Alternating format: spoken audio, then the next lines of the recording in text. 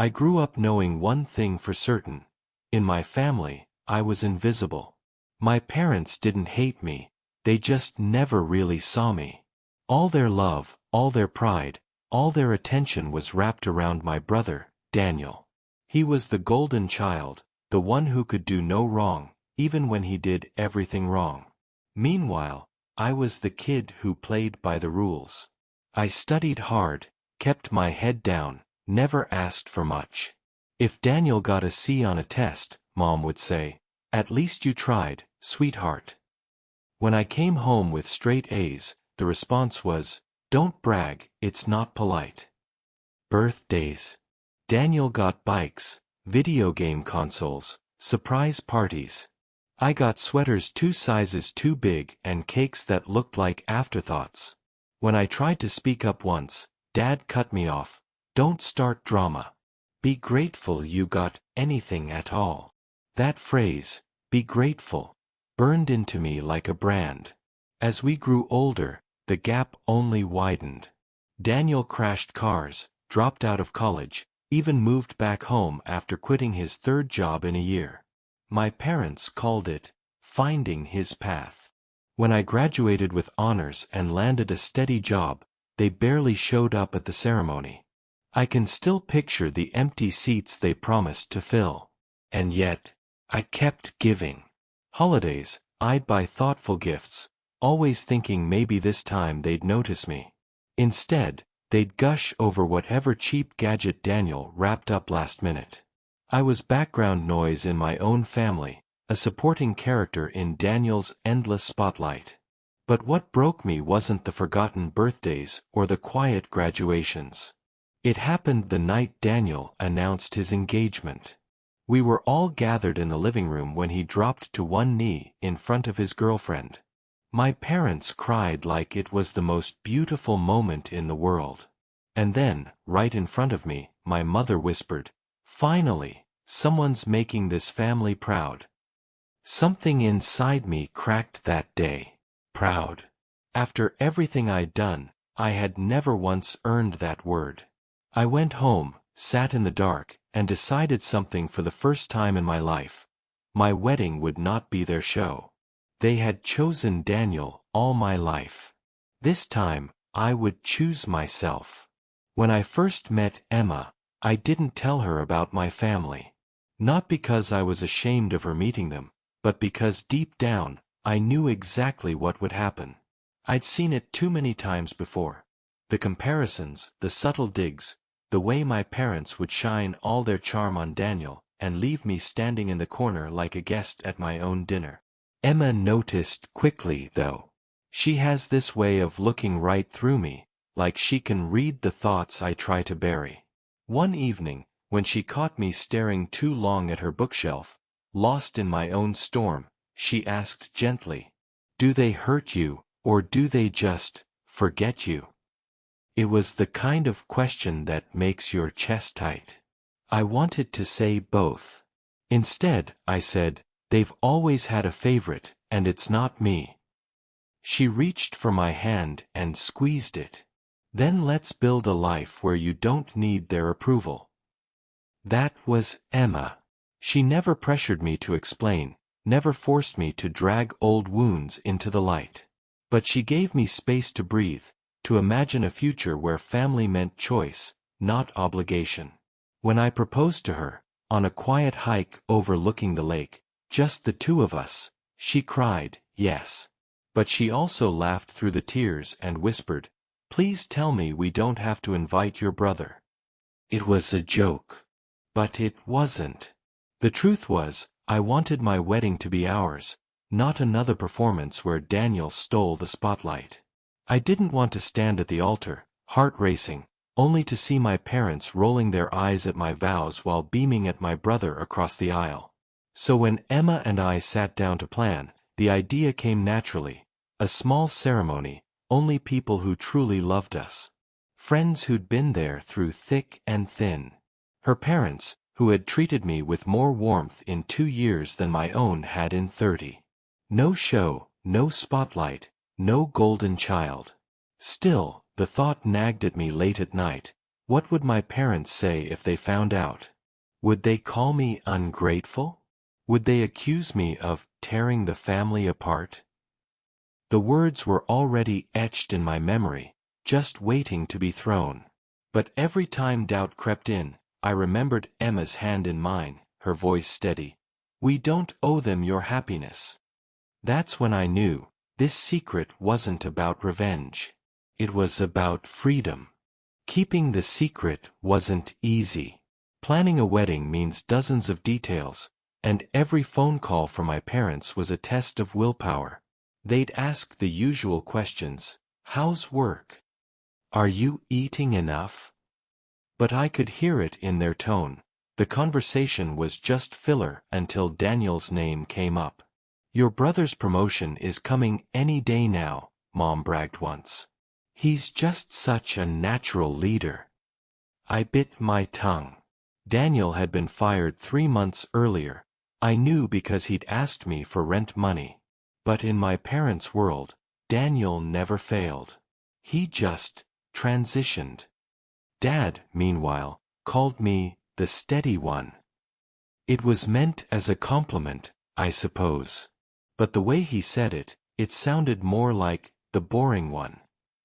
What they never asked about, what they never asked, was Emma.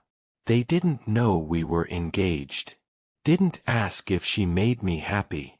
Didn't once wonder about the future we were quietly building together. The distance grew wider with every passing week. I found myself dodging invitations to family dinners, offering excuses about work or errands. It wasn't just the secrecy, it was the fear that if I looked them in the eye, I might cave. I might tell them. And once they knew, they'd find a way to ruin it. Meanwhile, Emma and I poured ourselves into the planning. We booked a rustic lodge tucked in the woods, with fairy lights strung between the trees. Her best friend offered to officiate. My closest friend from college agreed to play guitar during the ceremony. Every piece of it felt like us, warm, simple, genuine. One night, as we sat on the floor surrounded by half-finished invitations, Emma leaned back against the couch and asked, "Do you think you'll regret not telling them?" Her question hung in the air. For a long time, I didn't answer. Then I whispered, "I think I'd regret letting them make me feel small on the most important day of my life." She nodded, sliding closer. "Then that's our answer. But fate has a cruel sense of humor. Because just when everything was set, just when I thought I could keep the secret tucked away until after the vows, Daniel called me out of the blue. And he knew. "Hey, little bro," Daniel's voice crackled through the phone. Too casual. Too smug. I froze. He only called me when he wanted something. Money, a ride, an alibi. "What do you need?" I asked flatly. There was a pause, then a laugh. "Relax. Just wanted to congratulate you." My stomach tightened. On what? Another pause. Then, in that sing-song tone he used when he knew he held a secret over me, Daniel said, "Your wedding." I felt the blood drain from my face. I hadn't told a soul in the family. Not my parents, not even distant cousins. How do you? Come on, man. You think you can hide something like that forever? A buddy of mine saw you touring that lodge up north. Said you were with some girl who looked like she was already picking out curtains. I closed my eyes. Damn it. Of course it had to be him. "So," Daniel continued, drawing out the words, "when's the big day? Mom and Dad are gonna lose it when they hear." My heart pounded. He was baiting me, dangling the threat like a weapon. "Don't tell them," I said, sharper than I intended. That only made him laugh harder. "Oh, so it's true. You're really not inviting them? Wow. Bold move. I can already hear Mom crying about how you've abandoned the family." He exaggerated the words like he was mocking her. Daniel, I warned, my voice low. If you care about me even a little. He cut me off. Care about you. Don't be dramatic. I'm just saying, you can't expect me to keep this a secret. I mean, what's in it for me? And there it was. The price. Daniel never did anything without angling for an advantage. What do you want? I asked through clenched teeth. Oh, nothing major, he said smoothly. Just a seat at the wedding. Maybe bring a date. I won't say a word to Mom and Dad. I wanted to scream. The idea of him swaggering into my carefully built day, dragging his chaos with him, made my stomach churn. But if I refused, I knew exactly what he'd do. He'd tell them. And they'd show up anyway, demanding their place, turning everything upside down. Emma found me sitting on the couch in the dark after the call, my phone still in my hand. She touched my shoulder. What happened? I swallowed hard. Daniel knows. Her face went pale. And your parents? Not yet. But it's only a matter of time. The secret I had fought so hard to protect was slipping out of my control. And I had no idea how far Daniel was willing to push me. For the next few days, I lived with a knot in my stomach. Every time my phone buzzed, I braced myself for the inevitable call from Mom, her voice high-pitched with hurt. How could you exclude us? After everything we've done for you. But the call never came. Which meant one thing. Daniel was holding his tongue. For now. Emma noticed me pacing the kitchen one night, running a hand through my hair until it stuck up in wild directions. She set down her tea and said quietly, "You're letting him control this." I stopped. What choice do I have? If I tell him no, he'll run straight to them. Then let him, she said, her eyes steady. You're not the one hiding. You're protecting your peace. That's different. Her words were calm, but I could feel the storm building inside me. I had spent my whole life bending, shrinking, trying not to upset anyone. And Daniel had thrived on it. 2 days later, he texted me. Daniel, so, about that +1? Me, no. The wedding's small. Just close friends and family who've been there for us. Daniel, LMAO. You really think you can cut Mom and Dad out? I'll give you until Friday to rethink that. After that, well, you know how emotional Mom gets. Reading it, I felt my throat tighten. This wasn't just manipulation. This was blackmail. I stared at the screen, then typed back with trembling fingers. Me, this is my wedding. Not a bargaining chip. If you can't respect that, don't come at all. I hit send before I could second-guess myself. Minutes later, he replied. Daniel. Big mistake, little bro. That night, I barely slept. Every creak of the house sounded like the beginning of a disaster. I imagined Mom's voice messages piling up, Dad's angry texts, relatives whispering about me behind my back. But when morning came, there was only silence. For the first time in years, I realized something. Silence could be terrifying. But it could also mean freedom. Little did I know, Daniel wasn't done. He was just getting started. By the weekend, the silence broke. It was Sunday morning when my phone lit up with a message from Mom. Just 6 words that made my stomach drop. Why didn't we know about this? I didn't even have to guess who told her. 10 minutes later, my phone rang. I let it buzz on the counter, Emma watching me with wide eyes. When the call ended, a voicemail appeared. Against my better judgment, I pressed play. Her voice was trembling, half heartbreak, half accusation. We heard from Daniel. You're getting married and you didn't think to tell us? After all the sacrifices we've made for you? Do you know how humiliating it is to find out from your brother instead of from you? We're your parents. We deserve to be there. I felt the old guilt clawing up my throat, the familiar weight of being the bad son. But before it could take hold, Emma reached over and hit delete.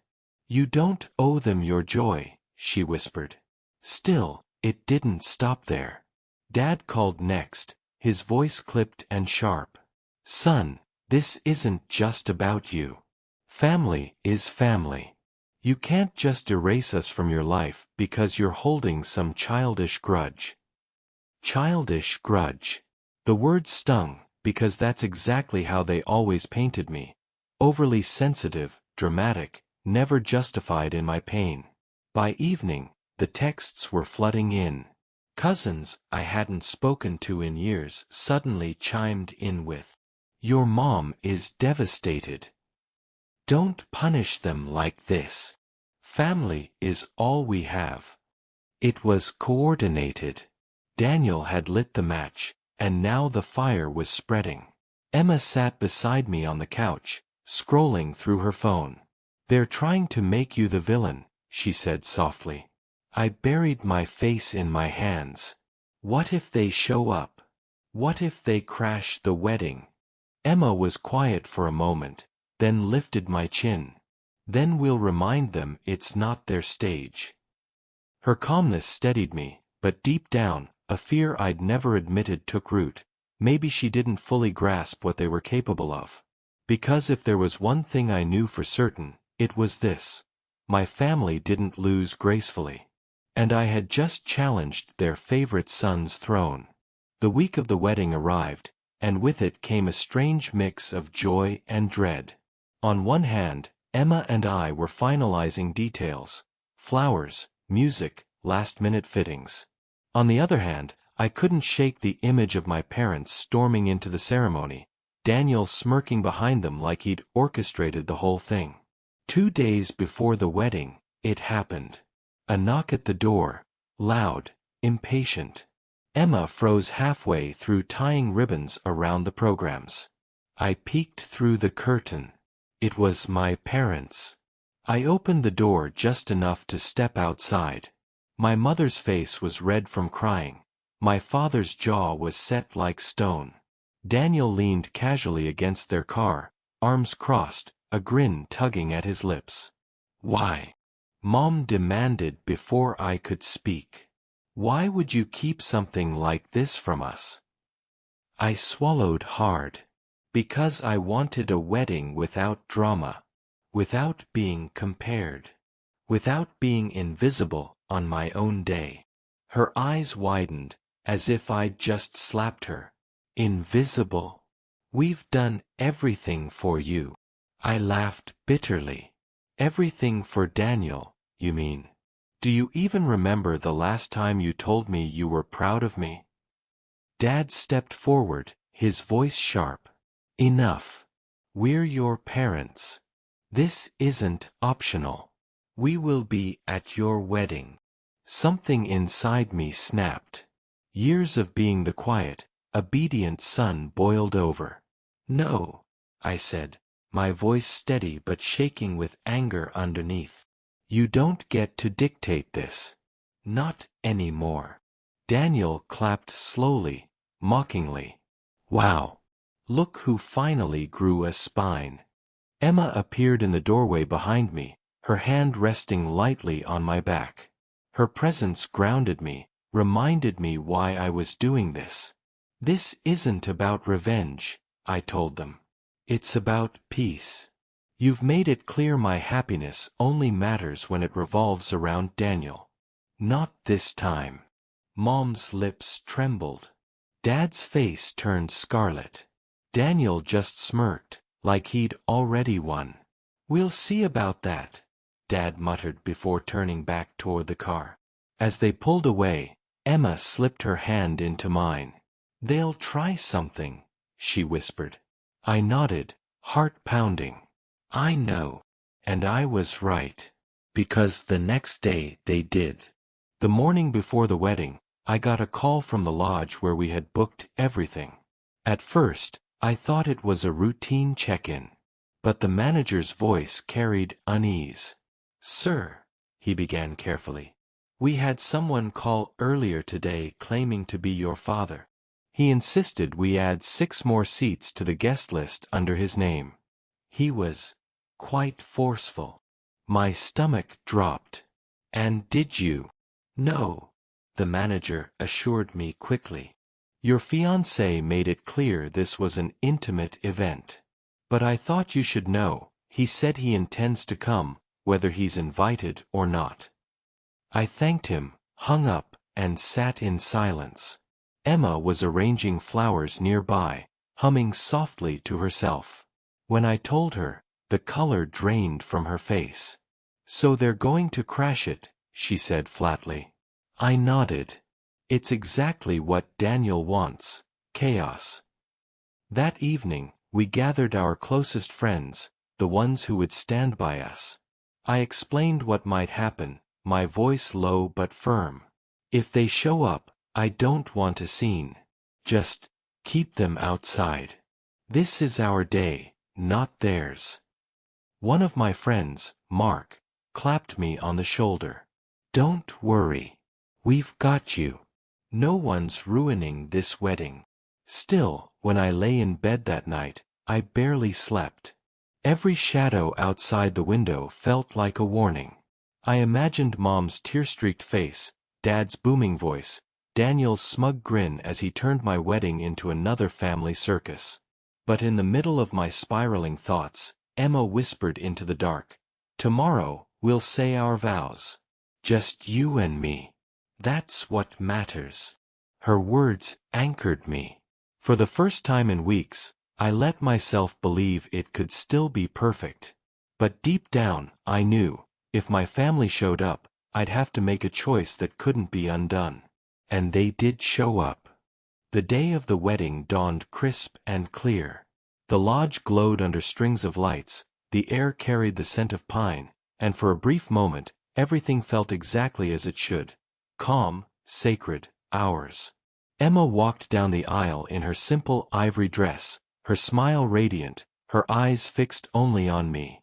My chest tightened with a joy I could barely contain. For the first time in my life, I was standing in a moment that belonged wholly to me. And then, voices. Harsh, insistent, rising above the gentle strum of the guitar. I turned. At the edge of the clearing, my parents stood with Daniel between them, all 3 dressed as if they belonged there. My mother's eyes were already glassy with tears. My father's jaw was tight with determination. Daniel wore that smug, satisfied grin, the one that said, "Told you I'd win." A hush fell over the guests. Emma froze halfway through the aisle. The officiant cleared her throat nervously. My father stepped forward. "We're here for our son," he announced, his voice carrying through the still air. "And no one is going to keep us from witnessing his wedding." Murmurs rippled through the crowd. I felt my chest constrict, rage and panic warring inside me. This was it, the moment I'd feared, the invasion of the peace I'd fought to build. Emma caught my eye. Her face was pale, but her gaze was steady. She gave the tiniest shake of her head. A silent message, "Don't let them take this from us." For the first time in my life, I didn't shrink. I didn't fold. I stepped forward, my voice sharper than I'd ever heard it. "This is not your day." My mother gasped. My father bristled. Daniel chuckled under his breath. I didn't stop. "All my life, you've made me feel small. You've chosen him," I pointed at Daniel, "over me every single time. But not today. Today is mine. Today is ours." The guests stirred, eyes wide, breaths held. The air was electric, like the seconds before a storm breaks. And in that silence, I knew. I was about to choose, once and for all, whether to let them stay or send them away forever. I stood tall at the altar, my heart hammering as every eye turned toward me. My parents froze, stunned by my words. Daniel leaned back on his heels, smirking, like he was waiting for me to crumble. But I didn't. You've made it clear my happiness never mattered unless it made Daniel look good, I said, my voice steady. You've cut me out of photos, cut me out of pride, cut me out of love.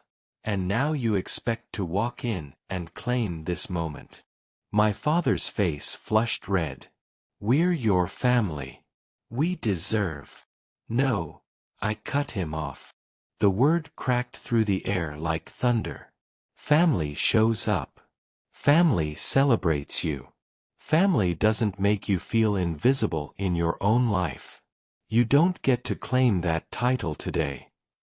A hush swept the crowd. My mother's lips trembled. She reached out a hand as if she could pull me back into her orbit. Please, she whispered. Don't do this. Behind me, Emma's voice rang clear and unwavering. He's not doing this to you. He's doing this for us. Mark and two of my other friends stepped forward, quietly but firmly guiding my parents and Daniel back toward the edge of the clearing. Daniel protested, muttering curses, but for once, his words held no power. My parents looked smaller than I'd ever seen them as they turned away, their figures swallowed by the trees. The silence that followed wasn't heavy, it was freeing. I turned back to Emma. She was waiting at the altar, her eyes shining, her smile trembling but fierce. As she reached me, the officiant, bless her, found her voice again. Shall we continue? She asked softly. And we did. When I spoke my vows, every word carried the weight of years I'd spent fighting for acknowledgement. But as Emma slipped the ring onto my hand, I realized something. I didn't need their approval anymore. I had chosen myself. I had chosen her. The kiss sealed it, and the cheers of our friends echoed louder than any absence. That night, as we danced under the fairy lights, Emma pressed her forehead against mine and whispered, "You finally got your day." And she was right. For once, it wasn't Daniel's spotlight. It wasn't my parents' show. It was ours.